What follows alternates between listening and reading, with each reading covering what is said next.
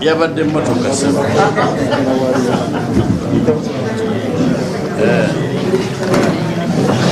yabali ekizibu nawo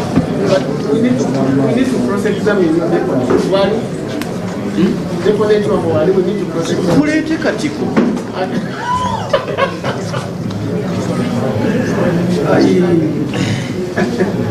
I think we are about. Thomas Sanchez. Can you imagine? Bring the judge. The judge is coming because we are some talking going there. You cancel for the Honorable Lord Mayor, you have to be orderly. Because if we come, we bring the judge and the room is like that. Then it will be organized. You have first expanded the room. Are we all ready? Yeah, we are here. Yeah.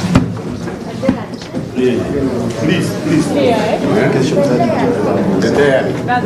Sorry.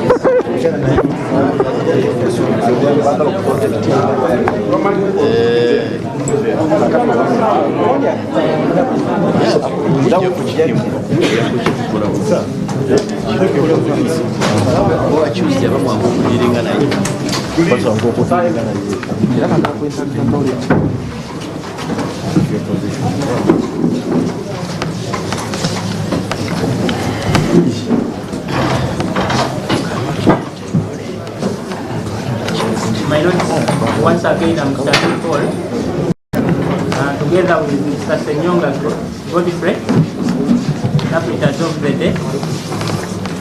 My Lord, the case before you, miscellaneous application number 19 of 2022, arising from ICD session case number 04 of 2022.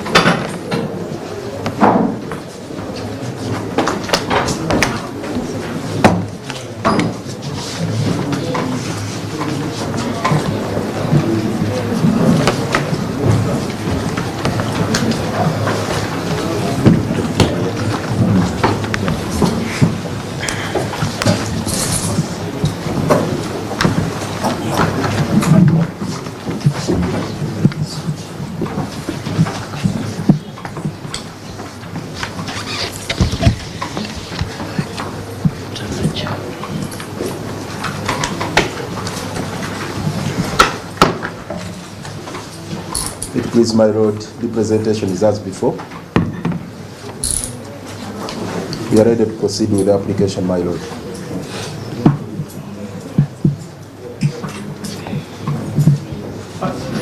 Your Lordship, before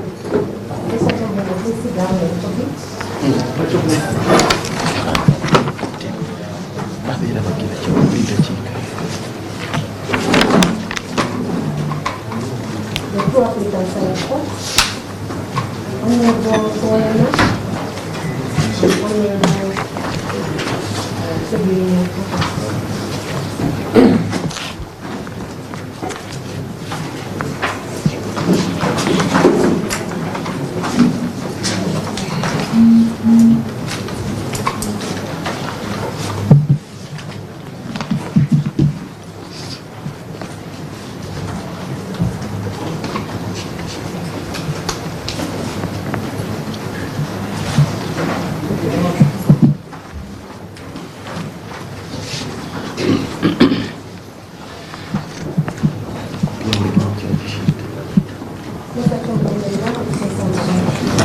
Yes, Your Lordship.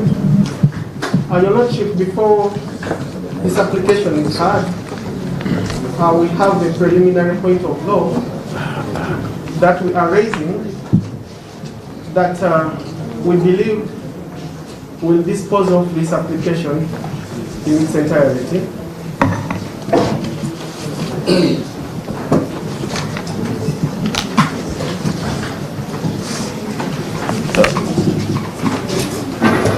My Lord, in the interest of justice,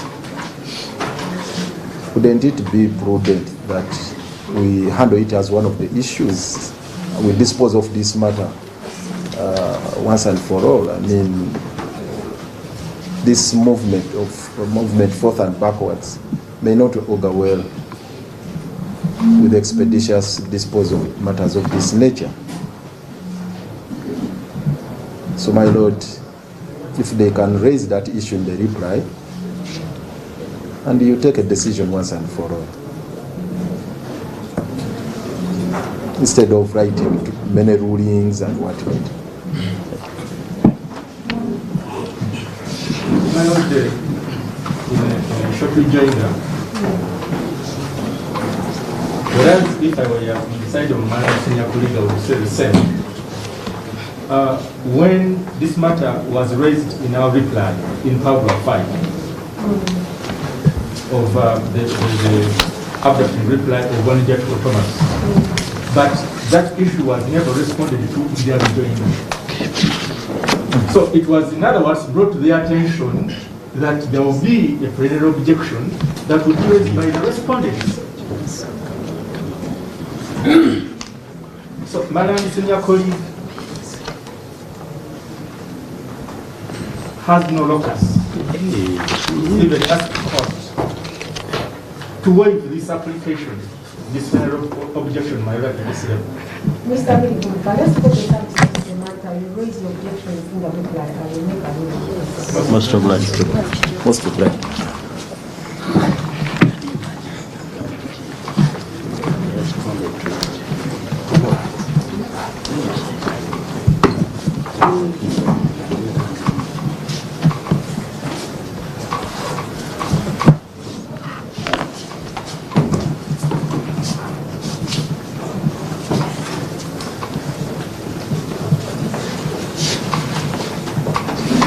Honorable Looya, how much time do you need?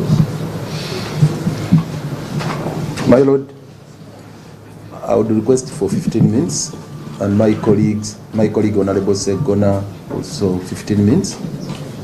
No, I'm going to fax. I need 20. Sorry, my Lord? Is it one of you enough? No. No, my Lord. My Lord, I intend to... Honorable Tammy wants to say something. No, she was only giving. In that case, you're going to divide the time among the three of you. 10 minutes. Because I'm giving you 30 minutes. We have agreed, my Lord, with your guidance that the two of us will submit. So the two of you take 15 minutes. That's all right.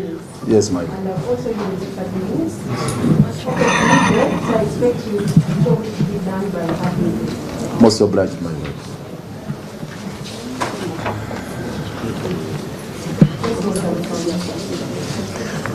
My Lord, the application is brought under the provisions of Article 28 of the Constitution, Section 27 and 33 of the Judicature Act. No, Section 17 rather, my Lord, not 27. And 33 of the Judicature Act. I'll specifically address you Article 28, and the rest will be handled by my colleague. Please go ahead. My Lord, the Constitutional Court has pronounced itself on this matter.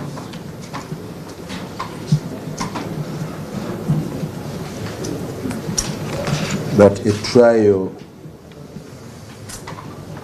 based on a duplex charge is a nullity ab initio. A nullity ab initio, and amounts to deprivation of the right to fair hearing,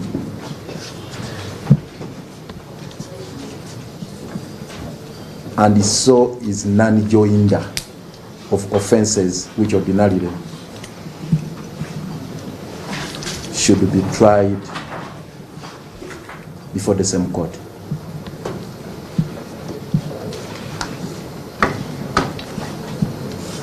The duplex charge amounts to an infringement of the rights to a trial based on a duplex charge, amounts to deprivation of the right to fair hearing, and so is the I've taken note of that. most obliged, my lord. My lord, I refer you to the decision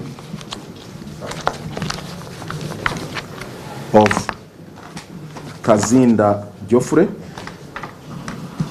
versus the Attorney General.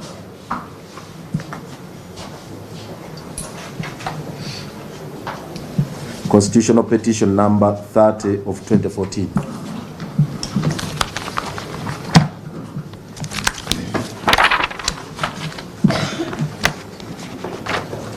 And the relevant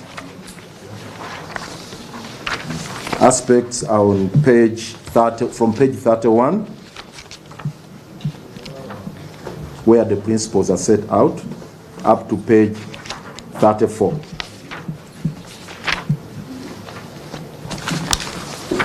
Up to page 34. That's where the principles are set out, my lord. If I may, my lord, Nanjo on the...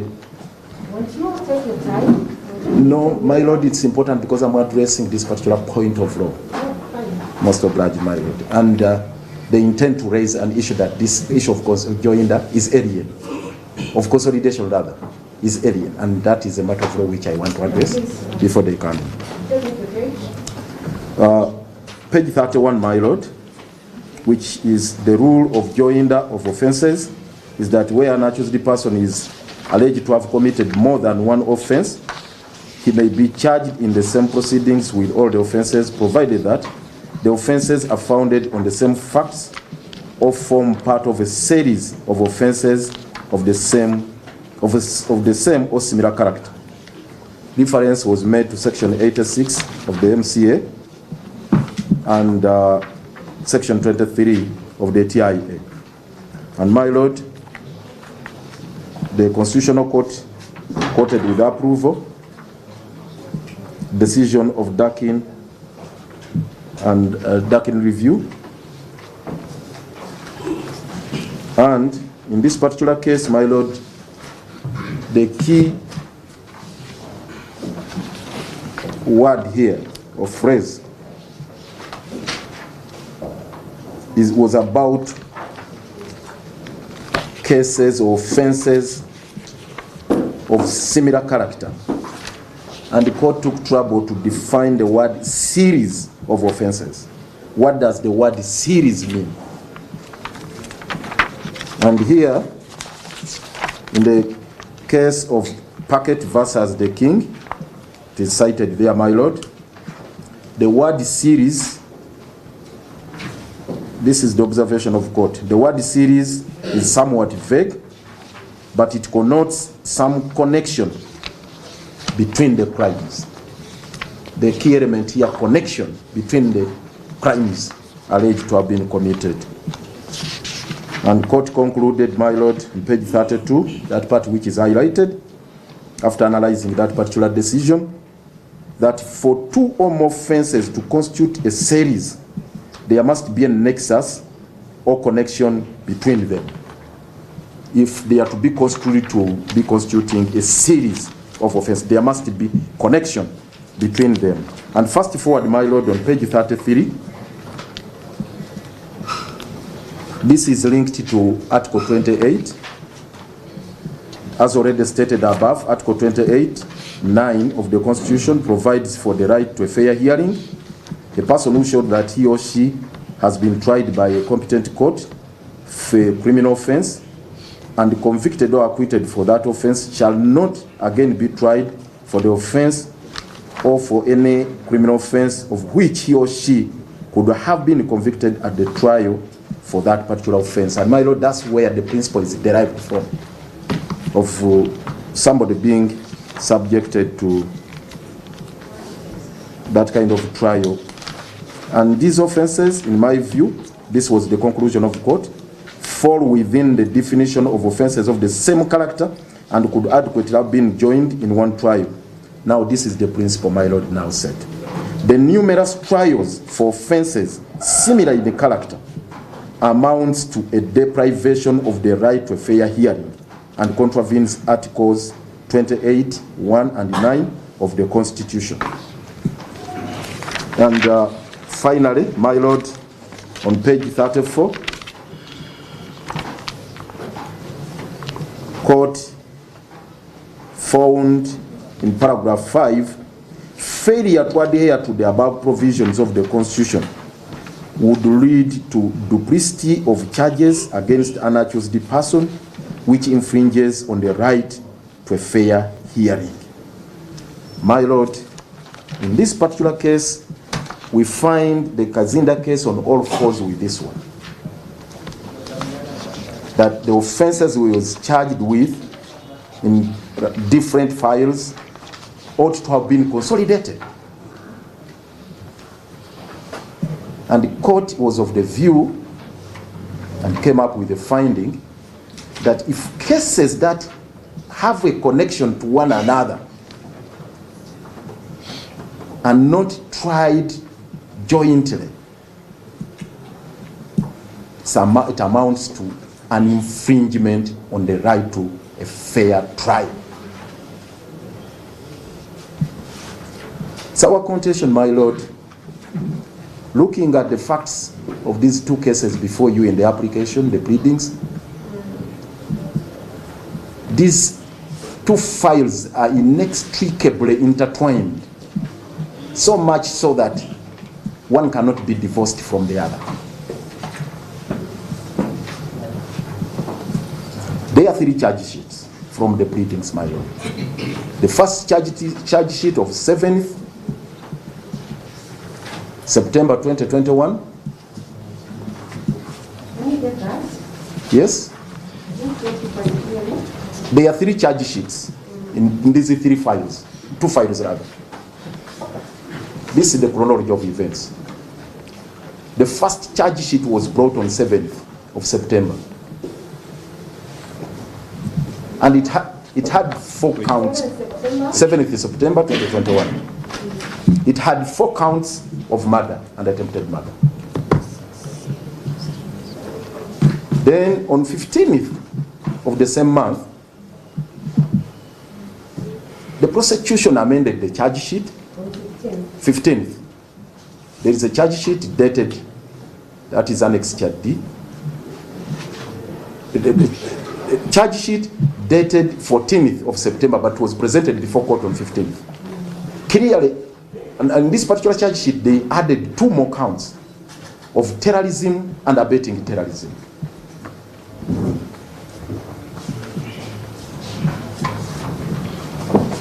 And on 20th of the same month, court granted the accused persons bail. And when they were released, they were rearrested. And then another charge sheet prepared.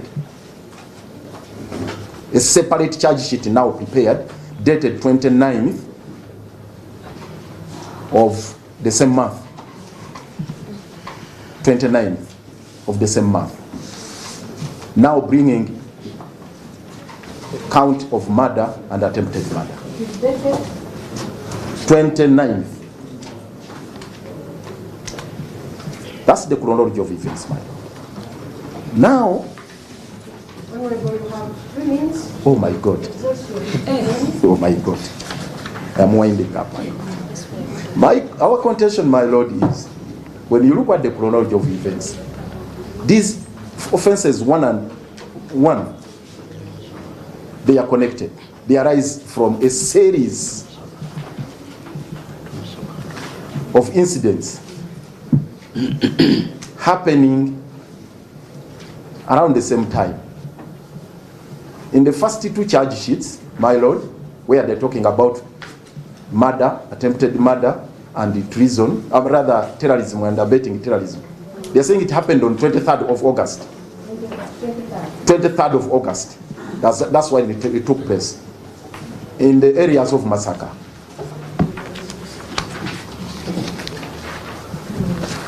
And in the third charge sheet of 29th, they are alleging the events, the murder at Setar of one Joseph Bwanika took place on 2nd of August.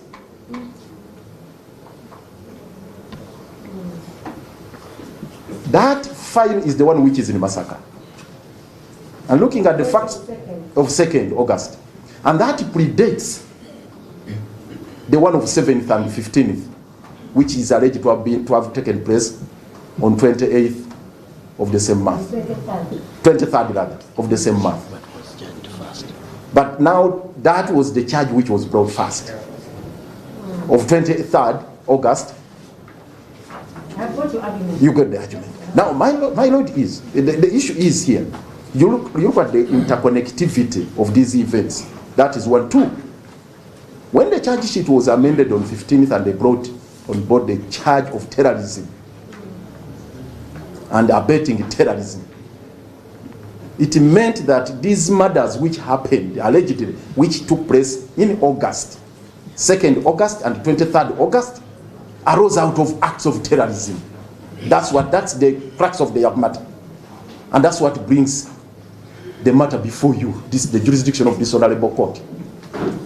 That there were acts of terrorism within Masaka and Rwengo, and Rwengo actually is Greater Masaka. Those were acts of terrorism which were committed and gave rise to murders. It can't be the other way around, that murder gave rise to terrorism. So terrorism and murder in this particular case cannot be divorced from one another. Most obliged, my lord. So, my lord, I want to conclude my submission by saying this. If court proceeds with a trial of terrorism and abetting terrorism and some counts of murder, leaving out that purported murder of 2nd August to be tried by another court, that would amount to violation of Article 28 of the Constitution, which guarantees the right to fair hearing. My lord, I would like to rest the case by restating the fact that the right to fair hearing is sacrosanct, is non-derogable under Article 44 of the Constitution. And any trial that offends the right to fair hearing is a null issue. So should the court proceed with this file and leave the other one in Masaka? My lord, no, I'm not intimidating court, I'm just stressing. Most obliged, my lord. I was just asking court to tread carefully. Cautiously, most obliged, my lord. Most obliged, my lord. Let me rest the case by saying this. This will be a trial in futility. Actually, I have got your point. Most obliged.